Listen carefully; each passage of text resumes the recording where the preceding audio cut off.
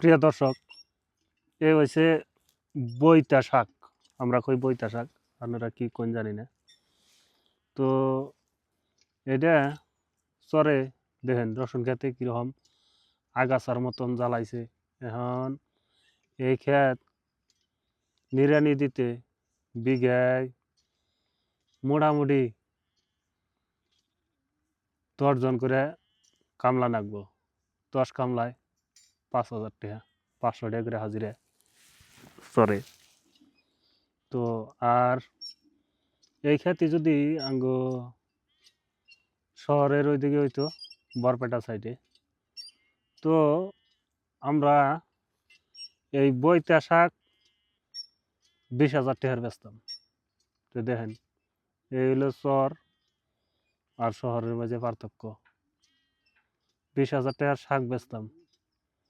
আর শহরের ওইদিকে যদি আমরা ওই শহরের ছেলেগুলা যে বেচে, ওগুলারে যদি কইতাম যে তোমরা এই ক্ষেত থেকে শাক তুলে নিয়ে বেচবা, তো তারা হাঙ্গ 5,000 টাকা দিত বিঘায়।